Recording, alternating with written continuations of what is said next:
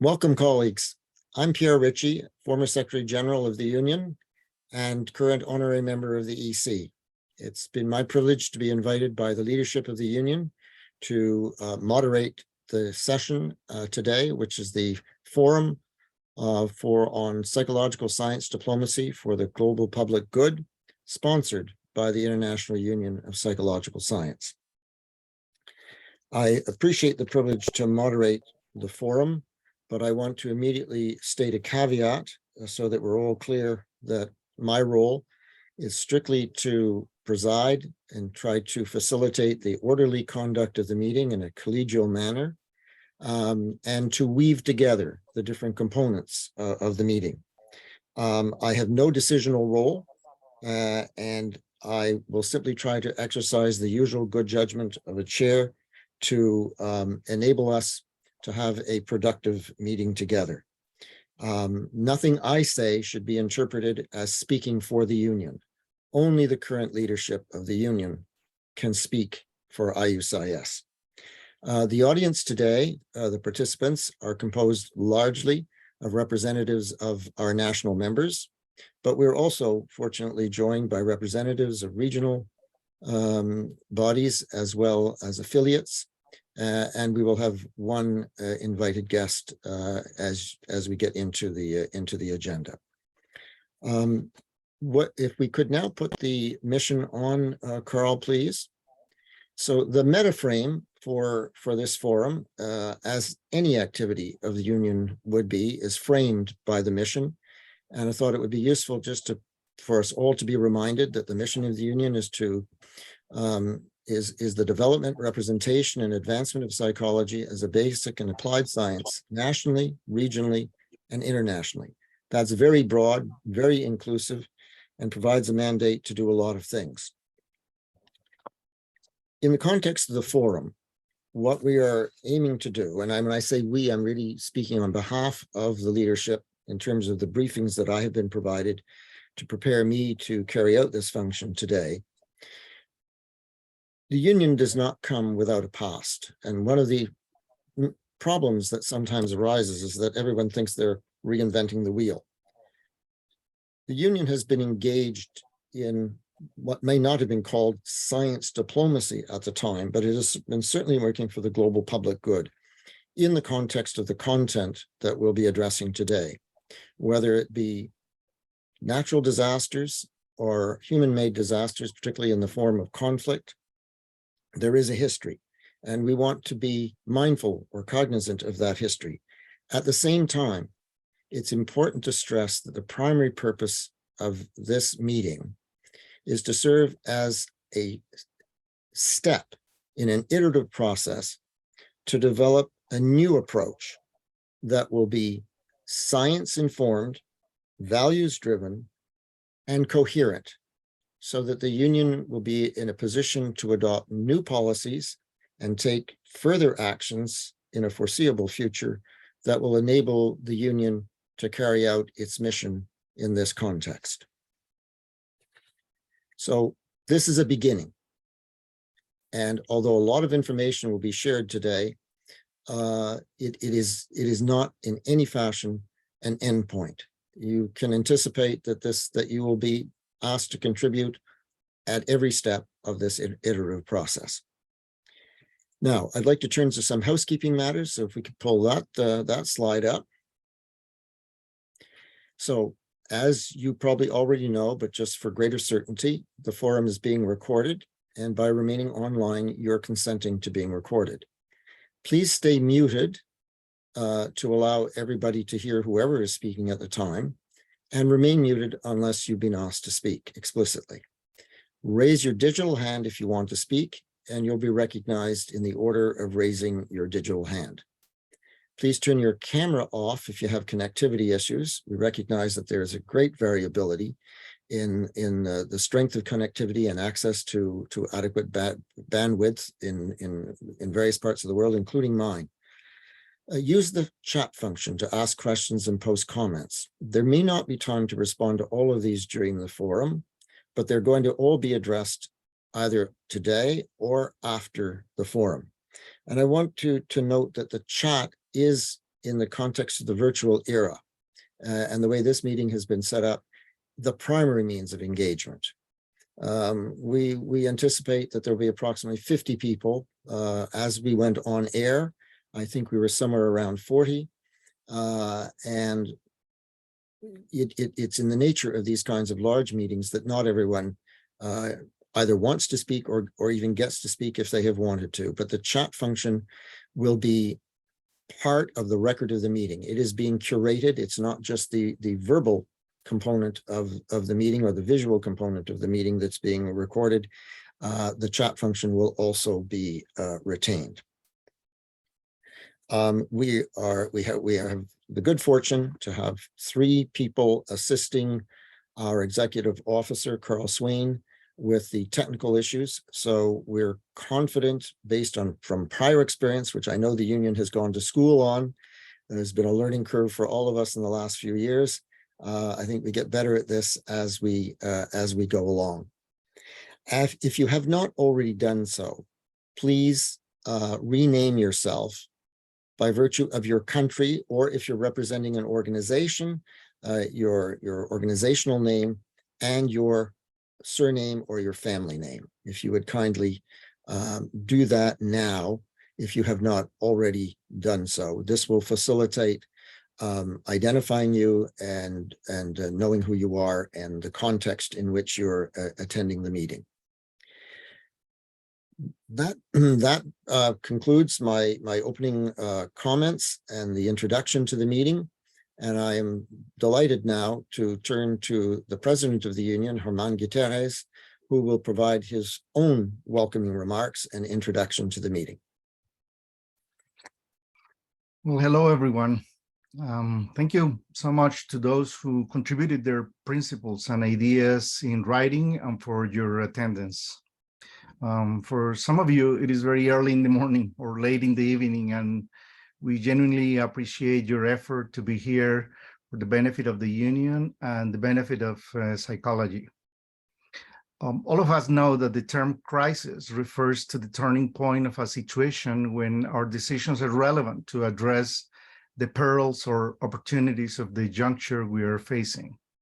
Some authors have even argued that personal crisis, on which we psychologists are experts, and crises faced by organizations, communities, or even nations have similarities.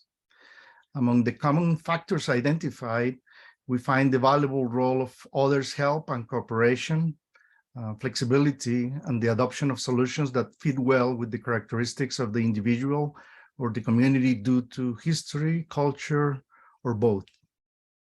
All of us faced a common crisis not long ago.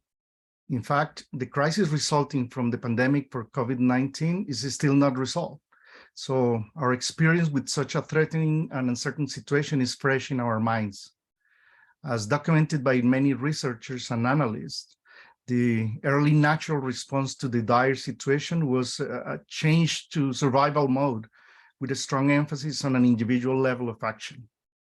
Only later, more collective efforts reappeared, improving the capacity to solve more significant problems, especially within the context of more vulnerability. It became evident then that the capacity of individuals compared to that of organizations is much more limited. Organizations can better collect all sorts of resources and experience during crisis and provide more influence, gravitas, and legitimacy than individual action. However, this is only useful if they can respond with agility and adaptiveness and use their resources with clarity of purpose and strategic action. It is also critical to reflect on how our organizations might have responded better, what obstacles we must overcome, and how to improve our response to serve our mission. As Pierre said, an international psychology organization was first founded in 1889 to promote psychology worldwide, mainly through the organization of the International Congresses of Psychology. Then, in 1951, the International Union of Scientific Psychology was established under the auspices of UNESCO. The historical background is well known, but worth mentioning because it is paramount to our current effort. After World War II, there was a series of efforts to convene and strengthen the international community to prevent the future repetition of the terrible war events that occurred during the first half of the 20th century. It was thought that those events had been facilitated by a lack of understanding of human nature that led to war. In that sense, psychology played a critical role in that understanding. This international effort led to the creation of the United Nations organizations, and along with the UN, specialized agencies like UNESCO were created following principles of promoting mutual understanding and dialogue between diverse cultures. UNESCO encouraged the creation of a series of international science unions representing the interests of various scientific disciplines to help build bridges among human populations. Thus, like many other scientific unions established during the same period, the purpose of our union was to promote an understanding of humanity using scientific knowledge. It should not be surprising that, as the leading global psychology organization, IUPsyS has a special obligation to provide a vision of how psychology addresses critical situations at national, regional, or international levels. Since its establishment, IUPsyS has contributed to managing crises in different places worldwide, and it has done so through offering solidarity and direct support to leadership, supporting and participating in efforts with other organizations, including psychology, other scientific organizations, and NGOs, facilitating diplomatic actions that have sometimes gone beyond our discipline's scope, and especially capacity building, which has been a strong signature for the union.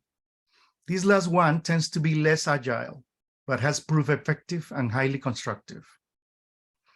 Recent crises, notably the COVID-19 pandemic, the invasion of the Russian Federation on Ukraine, and multiple national internal conflicts with implications for human rights violations, have made us reflect on how we can better address these situations systematically.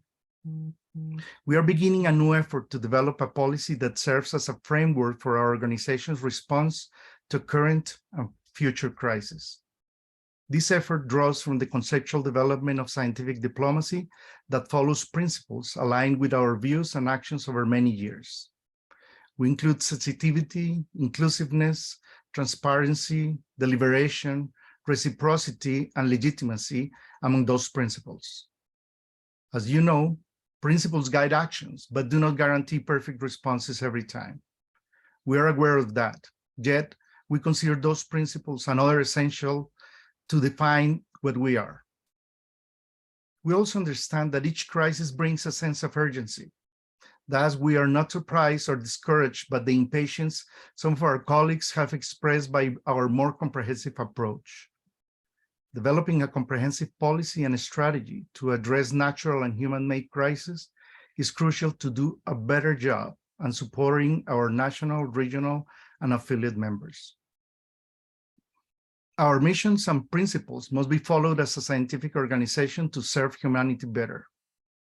We are grateful to the International Science Council for supporting our approach, which most scientific unions share. Other types of organizations follow different principles and pursue different goals. Not only are we minded of those differences and respected them as part of the nature and dynamics of scientific organizations, but we hope that our collective actions achieve long-term positive goals for humanity. However, we expect reciprocal action and an understanding of the ecosystem of international psychology that must consider historical aspects, capacities, legitimacy, and other factors that play a role in the long-term success and societal impact of our science. We are also convinced that we can learn from our membership. So we decided to consult with you, who have more directly faced tremendous challenges and have found wisdom and experience in solving your own crisis over time. Again, thank you for being here. Thank you, Pierre. Back to you. Thank you, President. And we now turn to the next segment of the agenda, which is which are remarks that are going to be delivered by video by the current president of the International Science Council, Sir Peter Gluckman. But we also have present with us today a representative from ISC, V. Starvo, who is science officer with ISC and who will be available for the question and answer period following Sir Peter's comments. So Carl, if I could ask you now to roll the video.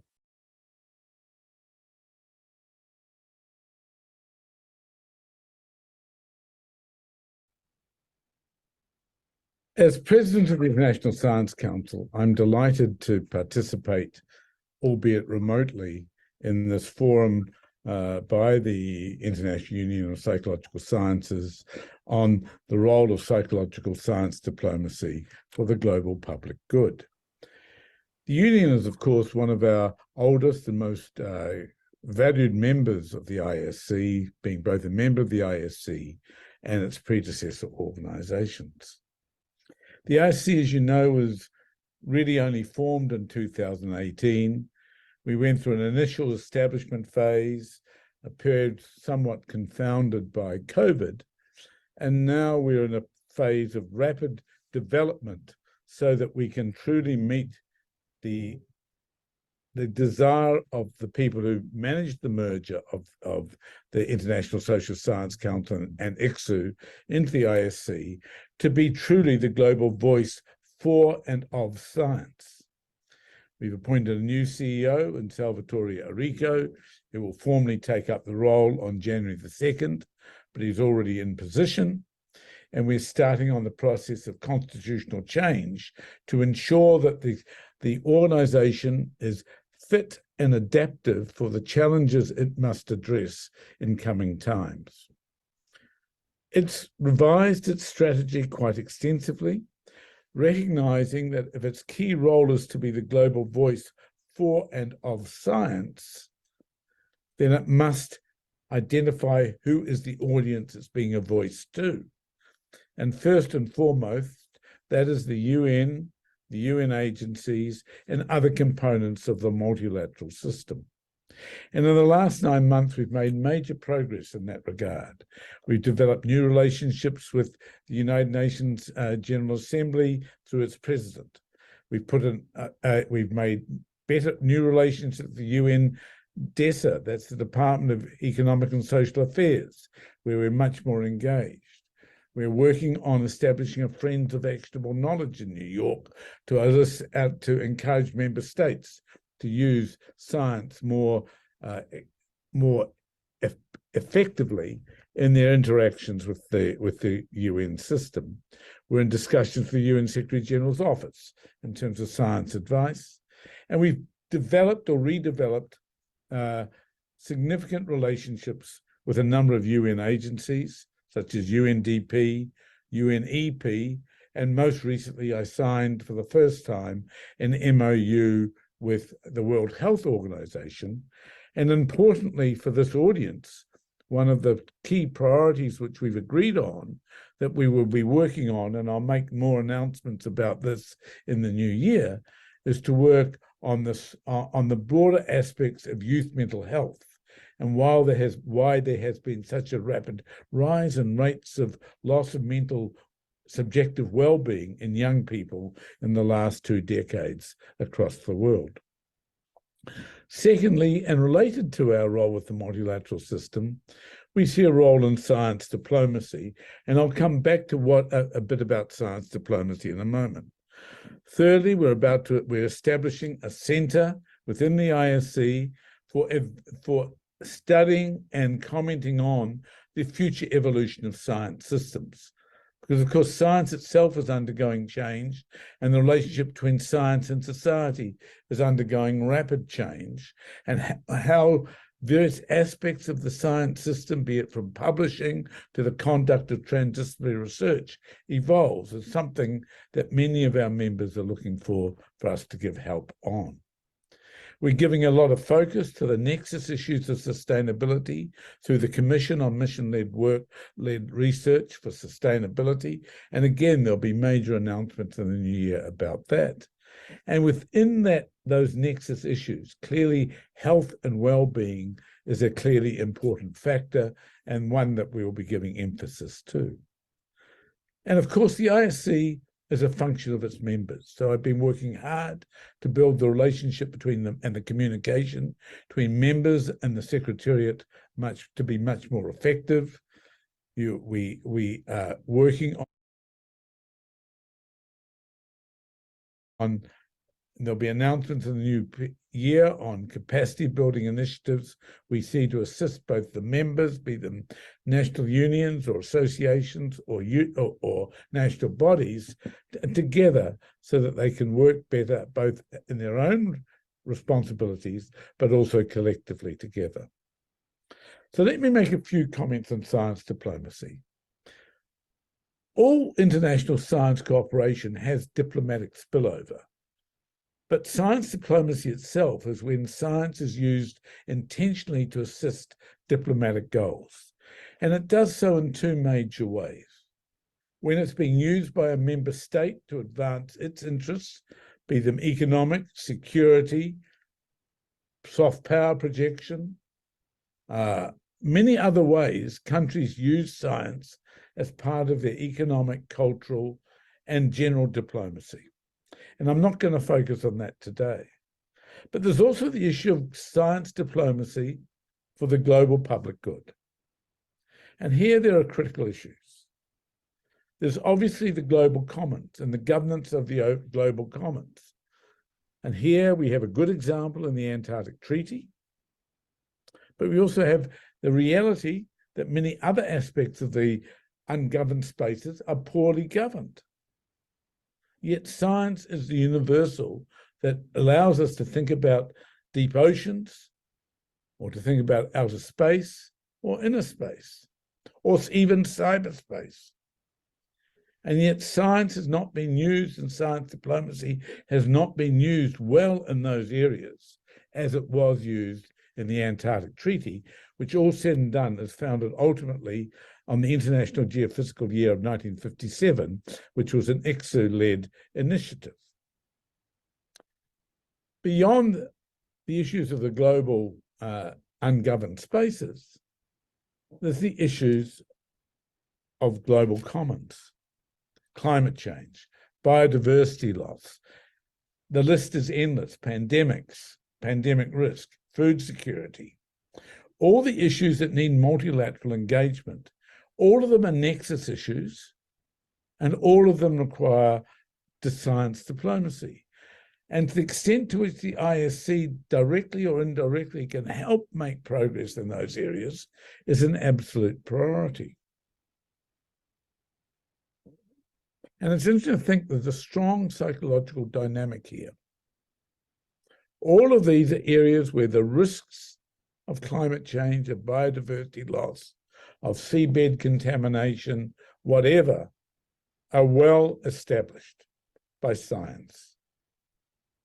But the issues of why policymakers have failed to respond adequately to risk assessments, and why communities have focused on long-term advantage or disadvantage to the cost of long-term considerations, are areas where far more understanding of how human psychology operates is important, so that we may be able to communicate risk and existential risk much more than we do now. In fact, if you think about COVID, there were lots of reasons to suspect the high risk of a viral zoonotic well before COVID appeared. There'd been many other examples that in recent decades, MERS, SARS, etc. But policy making was reluctant to make the investments that needed to be made. The multilateral system was confronted with more factionalism and disaccord, lack of accord, in the early stages of the pandemic than needed to be there, inhibiting the global response to the pandemic, for example, in the distribution of vaccines and understanding the origins of the disease. Ukraine has brought to bear another factor. How should an organization like ISC operate? And this in that context. And we made the decision early on not to compartmentalize the aggressors on one side from the rest of the ISC family. And the reason we did that, and it was a hard decision to make, was because ultimately the ISC is a global body focused on using knowledge for the global public good. And in doing that, we need to think carefully that in the inevitable post-acute conflict stage, scientists will need to play a role in rebuilding relationships that will be very tense as they were in the First Cold War. And yet, if we look back at the First Cold War, science diplomacy, particularly through our predecessor, IUPsyS, played an important role. The Antarctic Treaty, the Montreal Treaty, the Villach Conference that led to the formation of the IUPsyS, and so forth. They're all good examples of science diplomacy. Science diplomacy of the nature I'm talking about does not work in isolation from the multilateral system. Track 1 diplomacy is when there's formal diplomatic engagement. Track 2 diplomacy is when it's led by NGOs and is more unofficial, but they're not independent of each other. For example, while the scientific community launched the International Geophysical Year, Track 2 diplomacy, it was then Track 1 diplomacy that led to the Antarctic Treaty 2 or 3 years later. Conversely, while it was two governments, the US and Soviet Union, that agreed that there should be an International Institute of Applied Systems Analysis as a place where nexus research could be done to reduce tensions between the two then superpowers, it was left to the scientific organizations, the academies, to manage it, so moving from Track 1 to Track 2. And so it's important not to be naive that in working in what we try and do to improve advancement on the global commons and the issues and the challenges to the global commons, that the ISC maintains, does not work independently, but keeps solid relationships with the multilateral system so we can be more effective. In Ukraine, for example, we've had good relations with many other NGOs, such as Scholars at Risk, in assisting the displaced scientists, and we've worked with UNHCR, the High Commissioner for Refugees, on how we might deal with displaced scientists, not just from Ukraine, but from other places and due to recent conflicts and regional concerns. So I applaud the International Union of Psychological Sciences for thinking about their role in science diplomacy, because so much of it is going to be about attitudes and understandings and how we encourage people who do not have the same interests in mind to find a way ahead on those matters which are in their common self-interest. All said and done, those who think and understand climate change understand it's in everybody's interests, including the biggest polluters, that we stop the advance towards the world warming at an unacceptable rate to an unacceptable level. And yet there are real lesions in getting to that point. And so understanding human decision-making at both an individual and a collective level must be one of the challenges that many of the members of the International Union of Psychological Sciences should reflect upon. I look forward to hearing more about the forum, and thank you for the opportunity to make a few comments.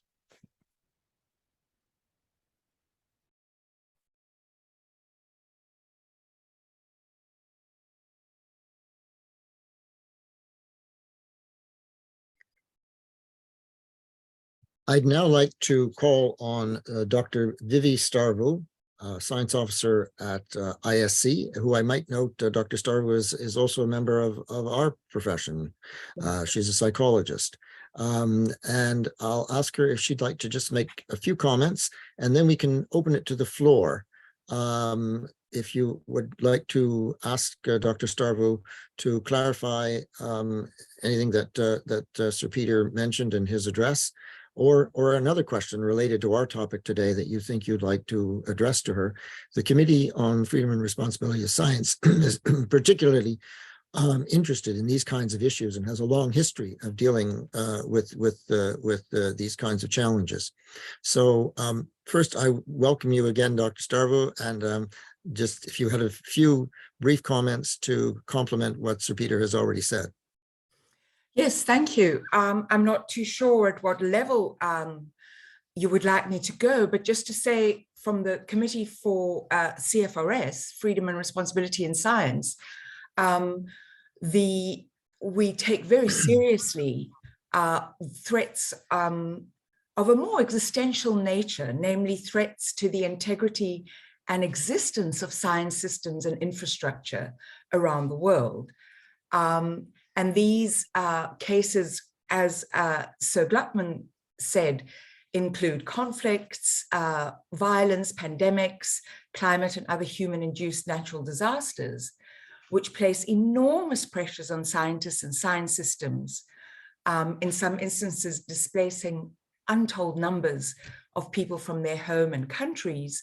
Hence the work that we're doing with partners looking at displaced, at-risk and refugee scientists, and also increasingly looking at the impact on science systems themselves, and developing, working very closely with UNESCO, with IUPsyS, and increasingly with SAPIR and the European Union in looking at how to prepare, what proactive actions can organized science do in preparing for such catastrophes, both in the preparation, in the actual response, in the midst of the crisis, and what are our principles and broad strategies in terms of rebuilding. So that's one element of work that we're doing in terms of the policy for science. And we've got various studies going around the world, interesting ones, looking at previous instances in our history. The Balkans, Japan are the most recent, and of course, the ongoing crisis happening in Ukraine. Specifically in terms of Ukraine, what the IUPsyS has been doing before Ukraine with the Inter-Academy Panel and the World Academy of Sciences, we set up the Science in Exile Network. That's broad work in terms of refugee, displaced and at-risk scientists. Within that, there's a crisis facility which we activated for Afghanistan, most recently when the Taliban came back into power and had a devastating impact on access of women and girls to education and to science. And in February, we activated it for Ukraine. It's been ongoing. It's become, we closed that facility because we're now in beyond a crisis stage, and it's become a broad stakeholders group where the UN agencies and NGOs with a special mandate to work in this area are members, as well as our organizations like yourselves, academies come together, and we share and coordinate, learn from each other's responses, coordinate those responses. We put together a conference in June. I can share the report that came out of it. The recommendations have been quite influential in terms of helping people to plan their responses, and have also acted informing criteria for funding and for the development of programmatic responses. We're also planning a conference in March to take place in Poland to look a year later, after, 1 year after the war started, to critically assess the responses from the science sector, because it's had quite a change in how people's policies and operations, and then to look at rebuilding. I'll stop there, and thank you very much, Dr. Starvo. I'm going to ask Carl Swain's help here because I can't see on my screen whether there are any hands up. Someone who might like to pose a question or make a comment to Dr. Starvo. There are currently no hands. I'm not sure if anyone would like to raise. I'm going to be bold enough, notwithstanding being the chair, to make a comment. When I became Secretary General about a quarter century ago, psychology was barely on the radar screen, either at WHO or at ISC's predecessor member organization, the International Council for Scientific Unions. Indeed, within IUPSY, a good segment, a subsegment of the both national and scientific members even question the legitimacy of psychology's presence in IUPSY. Was it a real science? And I take great heart from the comments that you've made, because what it suggests is that all the work that was done subsequent to that, and that was a whole team of us that worked on that.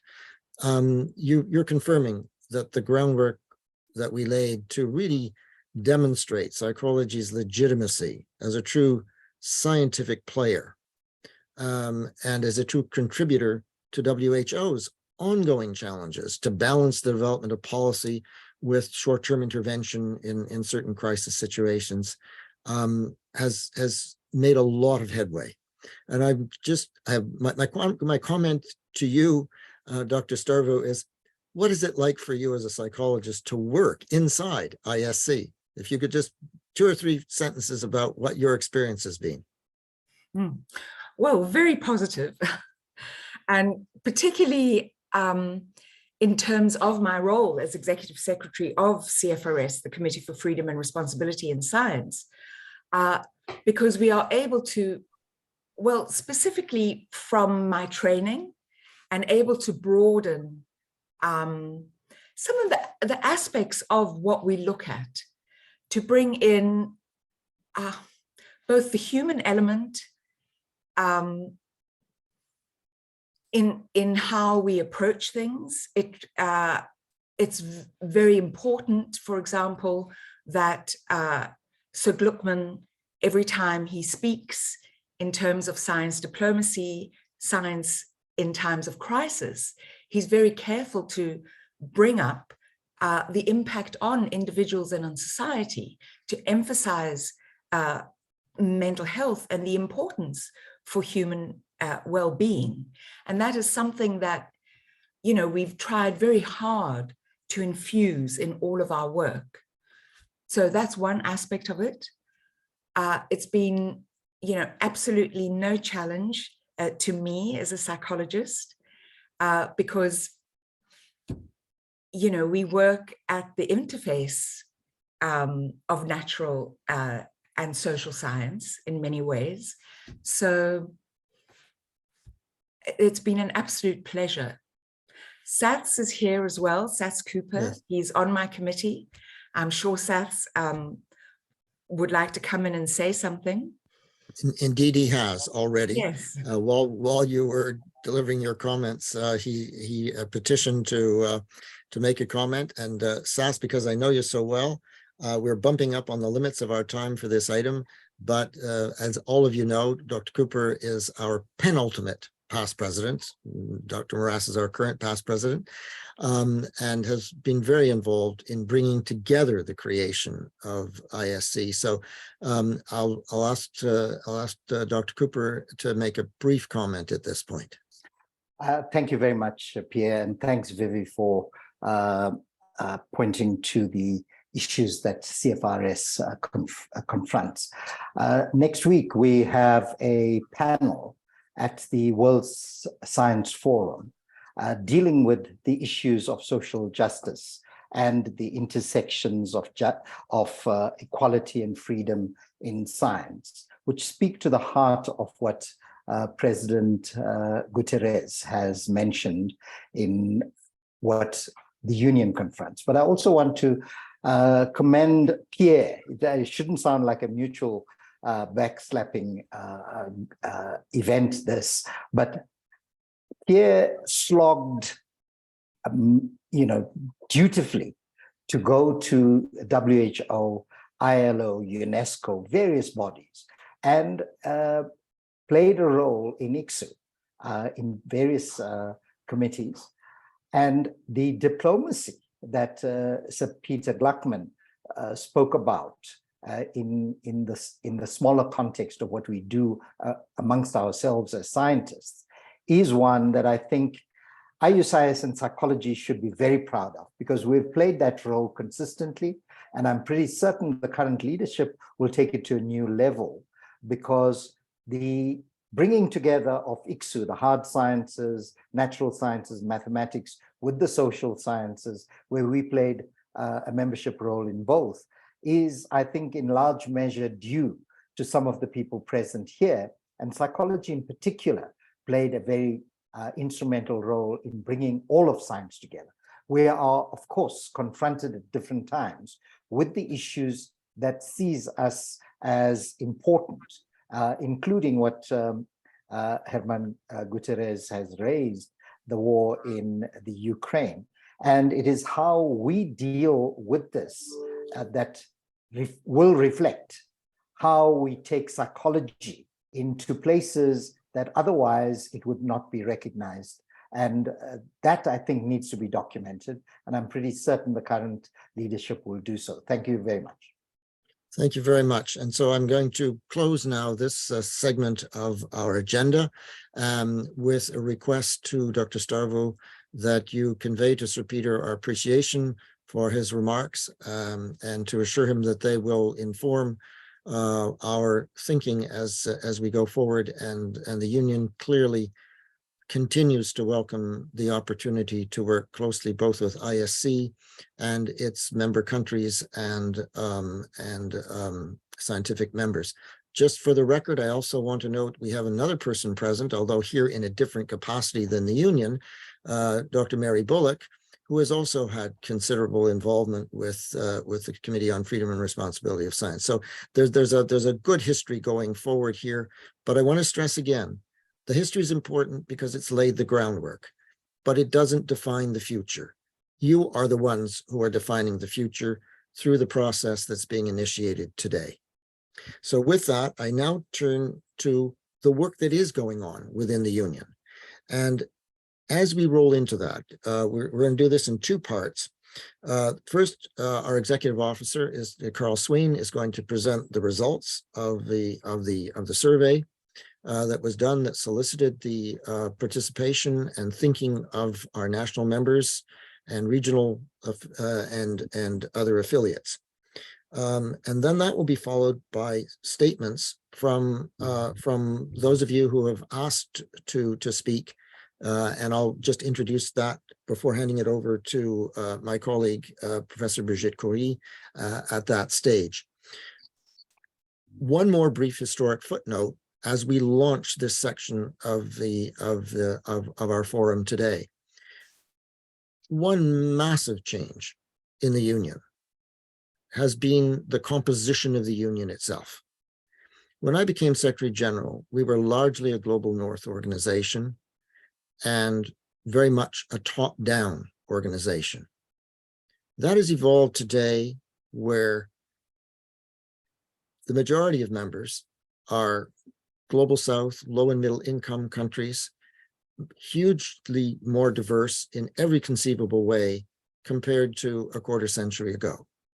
And the very fact that we're having this forum today in the way that we're going about it, although it may have started in a way that looks like top down, we really now move to the process of inclusiveness. And it starts with the summary of what you have told the union's leadership. So Carl, I go to you. Thank you, Pierre. Good morning, good afternoon, and good evening to our delegates from around the globe, representing national members, regional members, affiliate organizations, and invited guests, most notably Sir Peter Gluckman, President of the International Science Council, for providing the recorded presentation, and Dr. Vivi Stavro, ISC Committee for Freedom and Responsibility in Science and Senior Science Officer.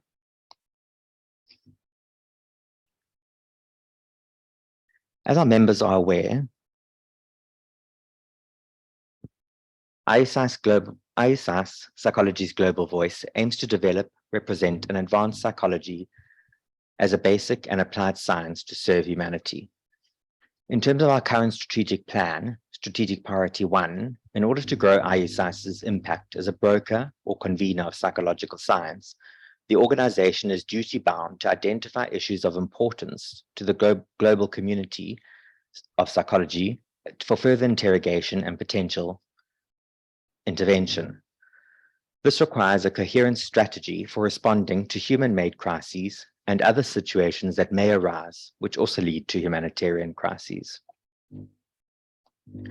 Humanitarian crises have severe implications for psychological well-being. Thus, it follows that scientific unions like IUPsyS are compelled to respond to such crises. At the 2021 Assembly, IUPsyS presented a policy on emergency situations in the wake of the COVID-19 pandemic. In order for this policy to evolve for the current and future times, on October 7th, IUPsyS invited its national members, regional members, and affiliate organization to contribute ideas on IUPsyS response in crises and emergencies. The requirements for these contributions were that they clearly specify whether the statement refers to natural and/or human-made crises and include any of the following: how the union within its mission and capacity can respond and contribute to alleviating the effects of those crises, at what level IUPsyS should direct its actions, examples of specific actions and/or initiatives, and the implication of IUPsyS's actions. Global submissions were made from October 24 to November 12, as you can see over here. There were 15 submissions from national members from the Bahamas, Barbados, Brazil, Cameroon, Canada, Colombia, Cuba, Cyprus, Czech Republic, India, Ireland, Nepal, Nicaragua, Nigeria, and Venezuela. From our regional members, the Caribbean Alliance of National Psychological Associations, CANPA, the European Federation of Psychologists Associations, EFPA, and the Pan-African Psychology Union, PAPU, as well as one from our affiliate organization, the International Council of Psychologists. 18 sets of comments were therefore included for analysis. The responses were collated and qualitatively analyzed for content, and then aggregated and summarized. Overall suggestions indicate that the union should operate at an international level, but with a coordinating function, given that national and regional members have local knowledge and are best able to respond, which does not preclude capacity building initiatives or support. The extensive report, together with input from today's forum, will be made available to our members as one of the actions following this forum, and a preliminary summary analysis will be presented. Inputs about the role of IUPsyS and specific actions the organization could take made up the largest part of the content of contributions, with the approach to be followed also receiving much attention. Other inputs related to structure, mechanisms, and level of intervention needed and their implications, about 15% of the content, examples of initiatives undertaken by contributors, about 9% of the content, partnership and cooperation imperatives, about 7% of content, and crisis topologies, about 4%. It was reported that the initial policy does not contain a specific definition of what constitutes a human crisis or an emergency situation or disaster, or topology, in other words, a classification system for different types of human crises. However, defining what constitutes a human crisis will determine whether IUPsyS is mandated to intervene, and the different types of crises will require different interventions by the union. Thus, there were suggestions that the policy define human crisis and develop criteria to determine which human crises fall within and outside the ambit of the IUPsyS statutes, mandate, strategy, mission, and capability.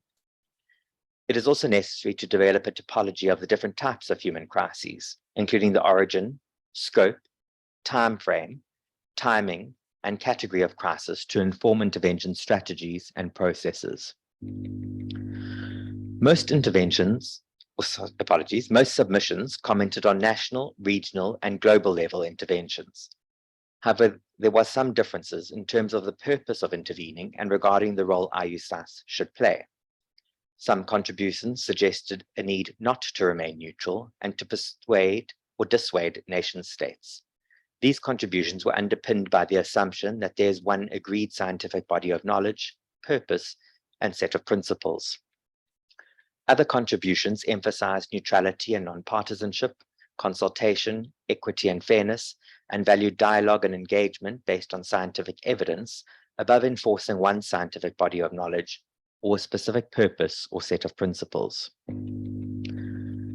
A number of organizations were identified as potential partners, including national academic bodies and associations, other international psychology and human rights organizations, public sector and civil society organizations, international governing and legal bodies, national and regional entities with disaster and humanitarian response mandates, and experts in affected areas. Most contributions suggested a need for an IUPsyS coordinating committee or office for crisis response, and there were suggestions on what this might look like, including functions and levels of activity, for example, at regional member level, or forums for collaboration and cooperation with other organizations. There were suggestions about terms of reference of any coordination committee, as well as mechanisms necessary to respond to crises and managing the mechanisms necessary to respond to these crises.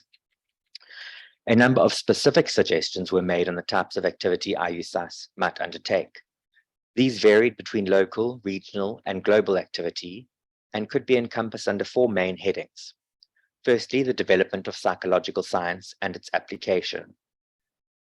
Secondly, providing local support. Thirdly, communication and facilitation of communication.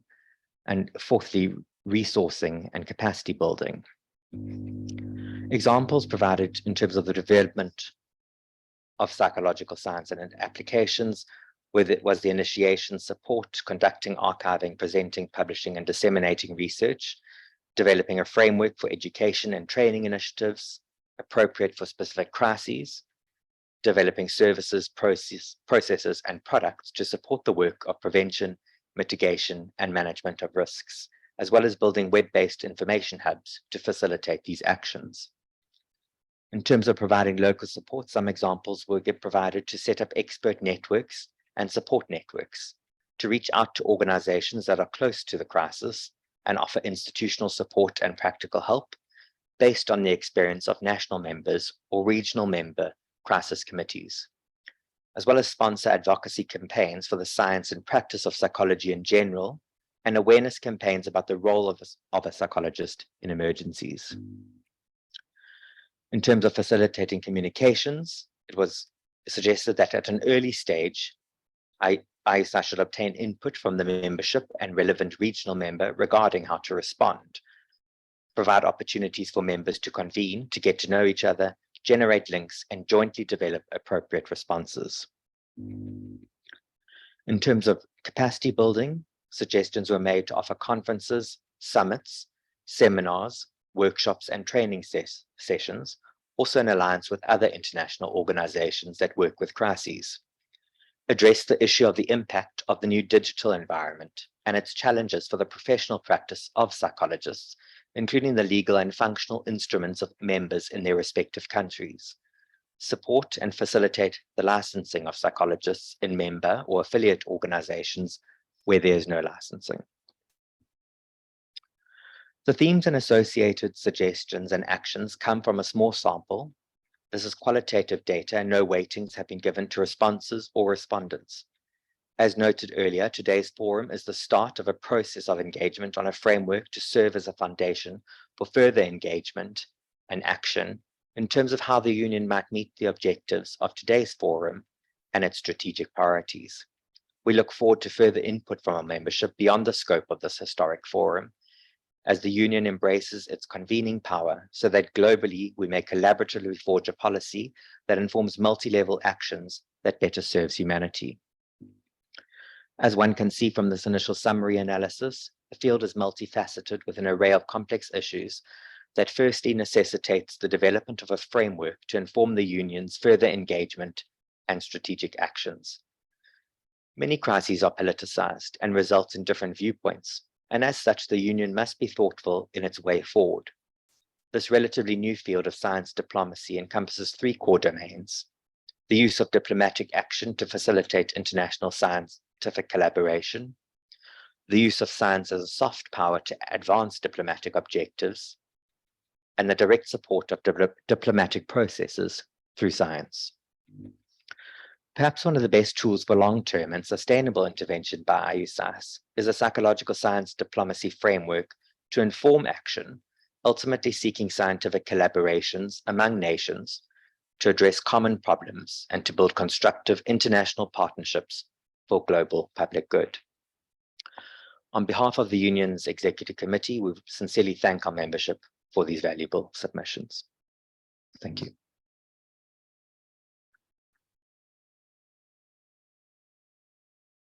Thank you very much, Executive Officer, for a superb synthesis of a wide range of proposals, thoughts, and comments about the direction that the Union needs to take, both at the level of, both at the conceptual level, expressed through the articulation of policy and policies in the plural, as well as potential interventions that the Union may wish to engage either within the psychological community or more likely perhaps in collaboration with others. You've already had through this marvelous synthesis a flavor for the richness of what you, the members of the Union, have put forward. We now turn to what will be the second component of this core of the forum, and that is the opportunity for those who put forward written comments to also make oral statements. And in making oral statements, members were invited to focus on one or more of the following, which comes out of what you saw in the synthesis: definitions and characteristics, models, issues, or case studies. Of course, no one is expected to address all of those, and one alone would be quite sufficient. I now turn to my colleague and longtime friend, Dr. Brigitte Coury, who is a member of the Executive Committee and who is going to moderate this section of our forum today. Thank you, Pierre, and greetings, everyone. It's wonderful to be among colleagues from all over the world. And it's a pleasure to be moderating this very important session. When I thought about the session, I was thinking, who is better placed than us psychologists to talk about diplomacy and science?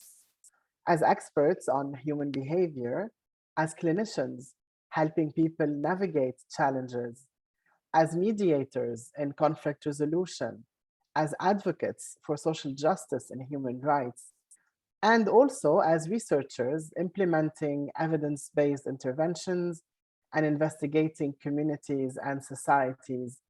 We are diplomats at heart and by mission.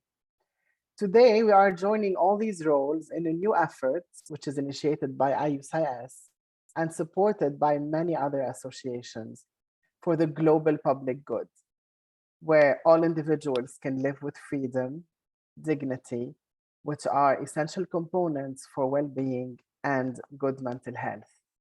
And I think the COVID pandemic was a perfect example that when all people and all individuals put their effort together, we can actually overcome any hardship. So I'm going to start with Dr. Moana Waitoki from New Zealand. Moana, it's good to see you again. I think she's here. I think I've seen her name. I'm here. Yes. Hello, Moana. Hello. Good to see you, Yeah, even on kia ora. screen. Hello. How are you? How are you? I'm all right. Good to see you. So please, whenever you're ready for your statement. Yeah, thank you. I'm just making a last second typo. Thank you very much for the opportunity to talk. I won't waste my time. Take the time that I Kia ora, ko Waikare Moana Waitoki tōku ingoa. My name is Waikare Moana Waitoki. I am the immediate past president of the New Zealand Psychological Society. I'm an Indigenous social scientist and a psychologist. The issue that I've chosen to focus on kind of made it up in a way, the characteristics of monocultural notions of science diplomacy. Science diplomacy offers opportunities for knowledge exchange across international and national borders. Established and emerging researchers are able to share their knowledge, gain new insights, and essentially contribute to global issues, pandemics, climate change, poverty, health inequities, and the impact of extractive industries or war, polluted lands and waterways, displaced peoples, and wealth inequities that contribute to the uneven impacts of climate change, or the felt uneven impacts. Championing science diplomacy, however, requires more than an acknowledgement of a science tradition that is culture-free, value-free, and universal. It is not possible to retrofit the history of science diplomacy to a benign past. A review of the origins of science diplomacy finds a history that romanticizes the development of international relations as a means to contribute to global issues, yet that history overlooked the established history that scientific inquiry was premised on empire building and imperialist expansion. The founding of New Zealand by Captain James Cook was not a result of a scientific expedition to plot the transit of Venus. It was a deliberate military mission to conquer Pacific islands before another European nation could get here first. The idea that whole continents, countries, and islands could be invaded, people enslaved, eliminated, or colonized derived from scientific inquiries and religious debates about who in the world has value and who does not. Underpinning these discussions is an entrenched system of racism and misogyny that psychology addresses but also overlooks. The relevance of locating the history of science diplomacy means that we are under no illusion that a Western paradigm of science, including psychological science, is dominated by the descendants of European nations, predominantly white, Eurocentric, heteropatriarchal, and Christian. We value scientific interactions that also value epistemic pluralism, where Indigenous science determined by and for Indigenous peoples are not excluded. In Aotearoa, New Zealand, Indigenous scientists are constantly under pressure to prove the relevance of our science, to prove our right to exist, and to prove our ability to generate solutions to local and global issues. Science diplomacy cannot be apolitical, otherwise it must turn a blind eye to abuses that occur in non-white countries. Issues have been raised about abuses that occurred in Egypt during the hosting of the COP27. The abuse of women in Iran, the murdered and missing Indigenous women in Canada and the US, the health inequities and unacceptably high rates of incarceration that occur for Black and Indigenous peoples across settler colonial nations. An apolitical science cannot overlook human rights abuses because of skin color, class, gender, disability, sexual identity, or education level. Equity in science implementation means, for example, that vaccinations are provided freely to the global disadvantaged rather than stockpiled by wealthy nations. Vaccine distribution in New Zealand was inequitably delivered to white communities, creating risk for Indigenous and Pacific communities who were most at risk of illness and death from COVID. Science provides a non-ideological environment for the participation and free exchange of ideas between people regardless of cultural, national, or religious backgrounds. I'm not saying that, I'm quoting that from a document. I have no doubt that science has enabled many to have a good quality of life. Science that works to benefit humanity is important, and in that humanity, we cannot overlook the need to preserve culture, language, and the right to self-determination and self-governance. In addressing the values underpinning a Western paradigm of science, and indeed Western notions of diplomacy, we can move towards a science that accepts it is not value or culture-free. When we consider the intention of science diplomacy as a public good and public service, we must look at who is being represented and what are the issues that have the most impact, that are most acute, chronic, and amenable to change. In closing, psychological science is wielded, it is manipulated, examined, and tested against particular standards. Implementing science diplomacy must include an analysis of who decides on the agenda, who is represented, who decides where in the world to go and how they will go and what issues are important. Psychological science implementation must also acknowledge who should be involved, whose rights will be protected, whose sovereignty respected, and in whose lands, culture, and way of life is at risk. We can use science with heart to locate the levers of change that will have the greatest impact. We propose that science can be used to address the impact of racism, the impact of colonization, exploitative capitalism, the persecution and abuse of women and young girls, and to ensure that science knowledge and practice is used and delivered equitably across the globe.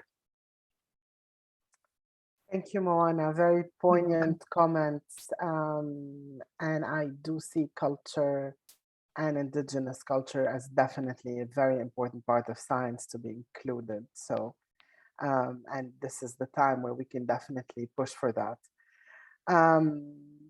Every speaker has around 3 minutes, so I would urge you to stick to the time if possible. And our next intervention is from Dr. Hussein Bulhan from Somaliland. Dr. Hussein, I know you're here. If you can unmute and put your camera on, if it's possible. Yes, I'm here. I'm here, thank you. Nice to meet you. Please go Nice ahead, the meeting floor all is of yours. you. I am very, very pleased to be a participant, although albeit very briefly, with this very important conference or meeting. This is something I've been waiting for years now, since I got involved as a student in psychology at Wesleyan University, later became a professor at Boston University Clinical Psychology, left Boston University after I got tenure because I felt that there was work to be done in this part of the world where I live and I was originally from, where there were crises, wars, a whole host of problems that continued from the very beginning, as far as I know. I've had very early, at the age of 6, been a witness of political executions of 7 men as we watched that kind of political lynching was taking place, and subsequently the various aspects of violence. Coming to the States, I was very, very impressed and touched. Didn't even know about it, but the experience of Black Americans, Native Americans, as well as Jewish people who have gone through after World War II and during World War II and prior to that. That has opened my really perspective to violence and oppression. But psychology rarely spoke to those issues as far as I know. It was certainly talked about all types of disorders, depression, stress, but not about oppression as a field.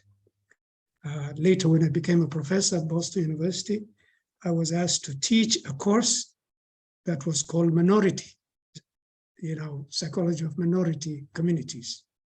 And I refused because that was a way of segregating people as if it was a specialty only relevant to minority communities. I have instead proposed that it should be taught psychology of oppression. Eventually, the faculty, open-minded and very friendly, had accepted that idea and later became requirement for all clinical psychology majors and graduate students, first-year graduate students. I have eventually, after getting tenure, came back to Africa, Somaliland, where there was war, where there was violence and trauma, and to this day continues in the region. And psychology rarely speaks to that. Ukraine and what is happening, as was spoken about, is very painful and difficult to observe, that people are being starved or put into all types of torture and really massacres. But at the same time, with all that is done by Americans and Europeans to Ukraine, as they should, nothing has been done on Africa. For instance, at the same time as that was going on, there was the war in Ethiopia with Eritrea. And nothing has been said about by psychologists or by other members of the European and American communities, very little, if it was said. And if it was said, it's primarily lip service. it was sad to see even the chairman of the World Health Organization, who is from Tigray and involved in the region, yet the man responsible to lead the World Health Organization, crying in wilderness, talking about dissemination of his people, where that was going on, a good deal was being done in Ukraine. Now, psychologically, I have written a lot since I have been working in the States. Imperialism in African psychological research, I've written on that and published. Lately, stages of colonialism, from occupation of land to occupation of being, the transition from slavery, colonialism, neo-colonialism, metacolonialism in Latin American intellectuals is coloniality. Dr. all in all, Hussein, what I'm saying is- sorry, you just have another minute, a minute and a half, if Okay, you would like well, to get to the point. Okay, Thank that's you. fine. The point is really psychology has not been attendant to the problems of, it is selective. And when it refers to these populations, as we talked about in, as I heard, New Zealand, but also in Africa, other parts of the world, it is more, I'm impressed more on the biases, negative biases, than the positive responses. And I am very glad that this issue is being taken up by this organization, and hopefully to move on into doing something about things. Thank you very much. Great, thank you so much, Dr. Hussein. Absolutely, I think your message is very much heard, and I think your contribution to this project would be very important. I would like to move on to Dr. Asli Gonku Kozi from Turkey. Dr. Asli, are you around? If you can unmute, please. Hello, She is online. Dr. Asli from Turkey. Maybe she can't hear me. Okay, maybe we can get back to her. Then the next one, Dr. Adnan Farah, representing the Arab Union of Psychological Science. Dr. Farah is the president. He's speaking to us from Bahrain. Adnan, good to see you. The screen is all yours. Everyone. Thank you so much. It is really a pleasure to see everyone, and especially for those who were meeting occasionally. COVID-19 just made all these changes, and we were all apart, but this is a good opportunity now to see these colleagues and friends. I'm speaking on behalf of the Arab Union of Psychology, and as a regional member of the International Union of Psychology, the Arab Union of Psychological Science truly appreciates this opportunity to contribute to the International Union effort to put together a unified framework as an emergency and a crisis policy. The Arab Union of Psychology considers that having a global psychology's united effort to serve humanity during period of crisis is a very challenging task. Taking into consideration that there is an urgent need to adapt unified principles and attitudes for dealing with crises and disasters around the world, to stand for the well-being of people, regardless of origin, ethnicity, race, or religion.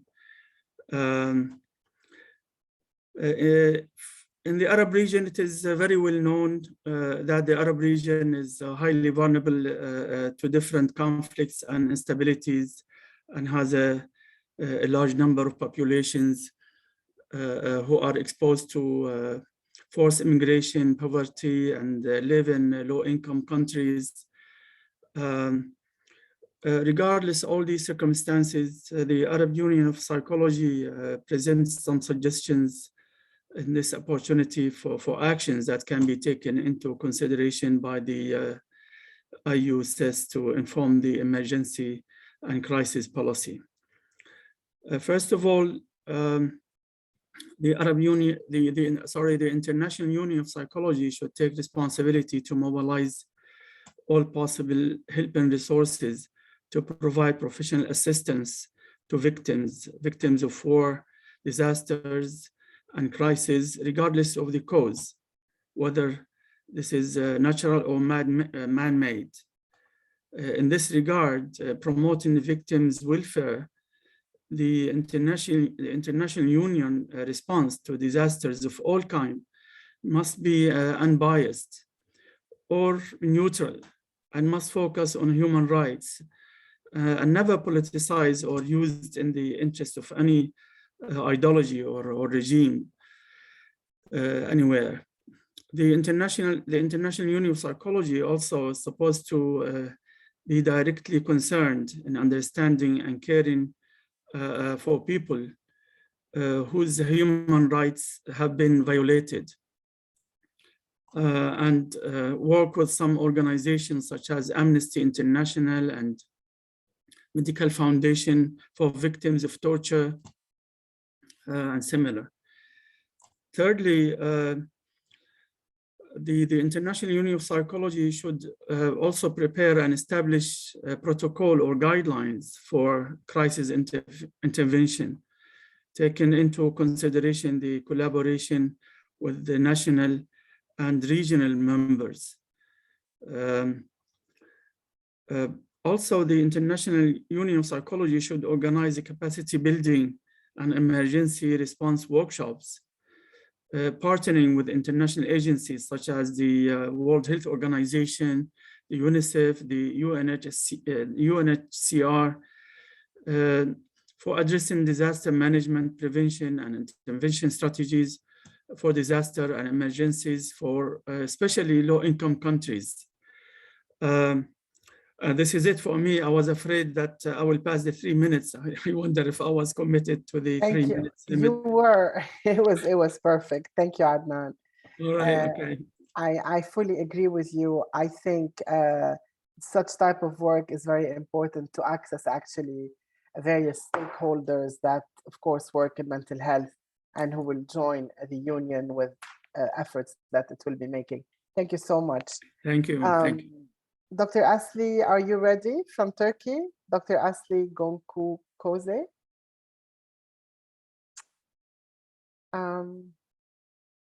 Okay, well, we will move on. Oh, here you are. Very nice to meet you. Very nice to meet you. The screen is yours. You have 3 minutes. Go ahead. Actually, I did not submit an oral input, therefore I'm a little bit surprised to have the word right now, but greetings from Turkey to everyone. As you know, in Turkey, we have to deal with economic crisis as well as earthquakes, and in the recently we had some earthquakes, as well as in 1999 we had a big one, and after that, as the Turkish Psychological Association, we initiated a lot of work in the field, voluntary work. So we tried to reach the policymakers as well, but in psychology in Turkey is a little bit underestimated right now, because as psychologists we do not have a occupational law yet. So as an occupation, psychologists are not protected by law, and there is no occupational law. We are trying to get that, and we are always in touch with the policymakers, especially the government and Ministry of Health for these issues, and we consistently make some how can I say, some campaigns, especially on this social media, to raise social issues which are in scope of psychology, as well as our occupational problems. We try to raise the campaigns and try to make our voice heard by the policymakers. And we need your advices and guidance. Thank you for inviting us. Thank you, Dr. Asli. I absolutely understand the struggle that you're going through. In Lebanon, we had the same issues about having psychology recognized. It took us 20 years, but we managed to have it done. So again, even more work to do with policymakers and push further. I think the COVID-19 pandemic put the mental health on the forefront. And I think that's now the way to get into, recognizing the importance of the field. Yeah. Thank you for your intervention. Thank you. I would like to call on Dr. Luis Carrizo from Uruguay. Yes, thank you, Brigitte. Hello, very nice to meet you. Go ahead. Nice to meet you too. Greetings to all the colleagues. On behalf of the Consortium Coordinadora de Psicólogos del Uruguay, Sociedad de Psicología del Uruguay, I want to thank the opportunity to participate in this historic session of the IUPsyS. IUPsyS mission has already been mentioned in this meeting. In this sense, in fact, the very existence of the Union constitutes an action of scientific diplomacy of psychology at the global level, contributing to greater international cooperation and ultimately to more peaceful international relations based on the respect for human rights, equity, and social justice. From an analytical point of view of science diplomacy, IUPsyS can contribute at the three classically defined levels of intervention. From one side, science in diplomacy, using scientific advice in psychology for decision-making at the international or global level. Second, diplomacy for science, promoting collaboration between countries to share resources and facilities for the better development of psychological science. And third, science for diplomacy, promoting a more peaceful world through scientific cooperation in psychology, even when the political relations of the countries involved were deteriorating or in crisis. From this perspective, the role of the Union should function both as a global platform for action towards countries and the world to use psychological science diplomacy in consideration of global public goods, as well as an active promoter of a culture of psychological science diplomacy in its member organizations through the promotion and strengthening of their capacities for advocacy on issues of public interest in their areas of competence. The challenge for the IUPsyS is twofold. On the one hand, to intervene as a global platform at the three classical levels. On the other hand, to promote awareness of the role of professional associations in considering and using the science of psychology at the three levels of science diplomacy in its members and its level in its members' organizations. The latter is a major challenge, as our associations do not always consider this as a role to be incorporated into their institutional action strategies, and even less have the necessary capacities and skills to practice psychological science diplomacy. It is important that the Union has reference to global roadmaps, in particular the 2030 Agenda and its Sustainable Development Goals, SDG 17 as a cross-cutting strategy, along with SDG 3 in focus and other ones, and dialogues with global actors in the field of science diplomacy, such as we have already seen the International Science Council, the United Nations, in particularly UNESCO and WHO, as well as with networks dedicated to the promotion of science diplomacy, such as the Ibero-American Science and Technology for Development Program, CITED, or the World Science Forum, and the Open Science Forum for Latin America and the Caribbean, CILAC Forum. Last, the preamble of the Constitution of UNESCO precisely declares that since wars begin in the minds of men, it is in the minds of men that the defenses of peace must be constructed. It is for the Union's psychological science diplomacy to get this message as a value to pursue. Thanks a lot.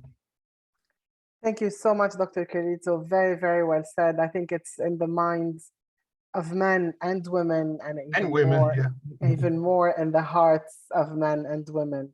I think this is how peace can be made. Thank you so much. Great intervention.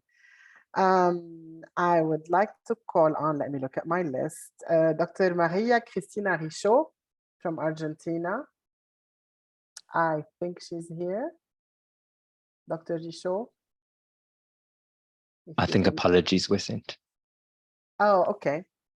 Well, Carly didn't tell me that. Okay, then we're gonna move on to Dr. Hyang Suk Kim from South Korea, and I think this is a pre-recorded video. Carl, can you help in playing it? Yeah, perfect, thank you.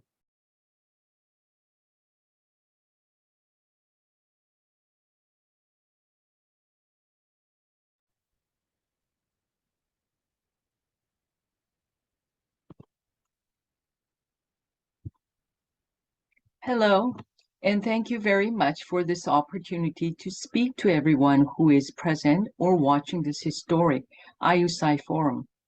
I'm Jin-Young Choi, the president of the Korean Psychological Association, also known as KPA, and I'm here to share our experience and perspectives on psychological scientific diplomacy for crisis response. Before I begin, let me introduce KPA very briefly. KPA is one of the oldest and largest academic organizations in South Korea, with 76 years of history and over 27,000 regular and affiliated members. Since its establishment in 1946, KPA has endeavored to foster international collaboration and played a core role in the scholarly exchange and academic cooperation among nations. And as a national member of IUPsyS, KPA strongly supports the Union's great efforts to psychological science diplomacy. This year, Korean society has suffered from a series of disasters, including typhoons and large-scale floods, and most recently, the Halloween crowd crush accident in Itaewon. Countless people are suffering from psychosocial wounds left by the disasters, and KPA has made great efforts to help them return to their lives before the disasters. Right after the crowd crush disaster, for example, KPA immediately launched an emergency psychological support system and has been conducting psychological service in person and through telephone, metaverse, and also psychoeducation for the bereaved people, injured victims and their families and their friends, and the direct witnesses and workers related to the disasters, such as the firefighters and police officers, medical staff, and reporters. I would like to emphasize that the support from the international community has been a great help in overcoming this crisis. We believe in the power of solidarity and will join IUPsyS efforts to reduce suffering and improve the lives of disaster victims without any hesitation. Thank you for your attention. Wonderful. Thank you so much from the South Korean Association. I would like to ask actually Dr. Frances Boulon from Puerto Rico to also speak to us for a few minutes. Frances, you have about 2 minutes. Thank Okay. you. Thank you so much for the opportunity. I am delighted to be in this international meeting.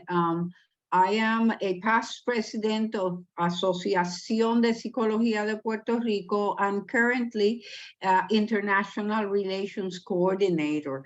I would like to start by describing our organization. It is the largest psychological organization in Puerto Rico, an island nation in the Caribbean, and it was founded in 1954, a little younger than the Korean Association, and we have over 1,000 active members.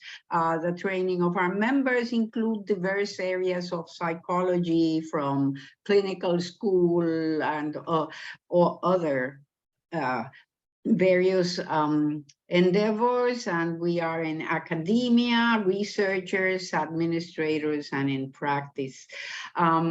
Our cultural makeup is largely from the Latino, from our Latino heritage, but we have numerous persons sharing our island from other countries, and we are very pleased to have an international perspective.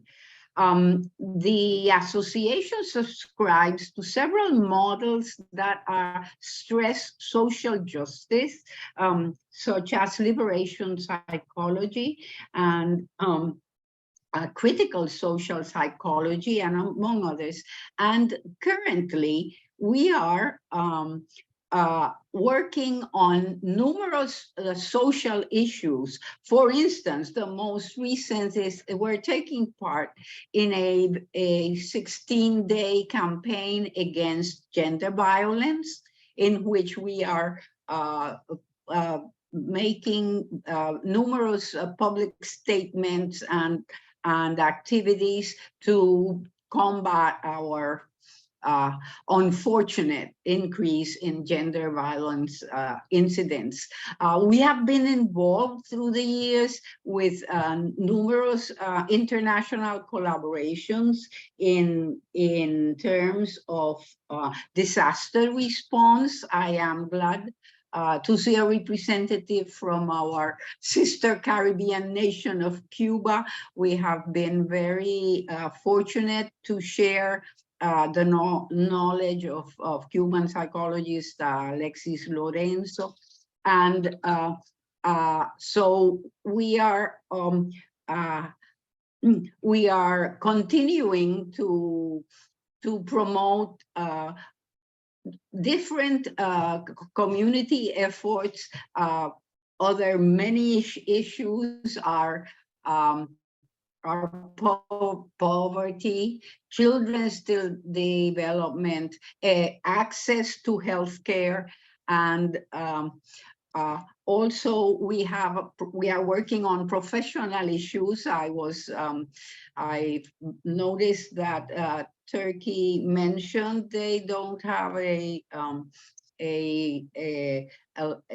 law protecting the profession. Fortunately, we have a lot of experience with the law protecting our profession, which was approved in 1983, but we still have to struggle with differences within the profession and with the government. So I thank you for the opportunity. I think I've used my 3 minutes already, but I would be more than happy to continue sharing with this excellent international psychology group. Thank you so much, Frances. It's always good to see you and hear you. This is our section, and I'm going to wrap it up by saying lots of ideas have been exchanged. I'm just going to touch on the importance of having a cultural component.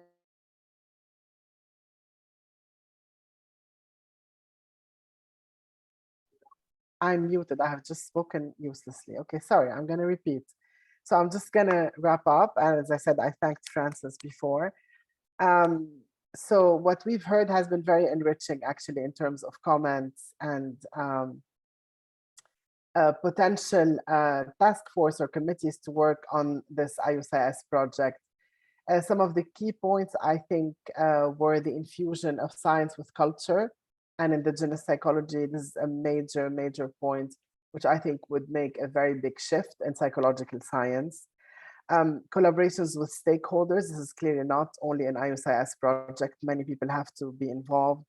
And it would be interesting to then define more clearly the role of IUPsyS as a service provider, as a trainer, as capacity building, as collaborating and supporting local and regional efforts. And of course, the focus would be on human rights and non-politicizing, depoliticizing any statement or anything that comes out from the union. I think what we would be looking at then is really a global psychological science for the global good. I'm going to wrap up. I'm sorry, we don't have time for questions or comments. Please put them in the chat. We will save the chat, and your comments or your questions will be forwarded to the people who can answer them. Thank you so much. Dr. Ritchie, the screen is back to you. Thank you very much, Professor Khoury, for that really lovely weaving together of that very diverse set of statements. Thank you very much, and thank you to all who came forward to make comments. I note that comments are also being made in the chat, and I just refer you to the fact that the chat is part of the record of the meeting. So either in the context of the next few minutes while we're still live, you can make further chat comments, or you can send by email comments to the union leadership. I now return to the union's president, Germán Guterres, to make some comments on the way forward.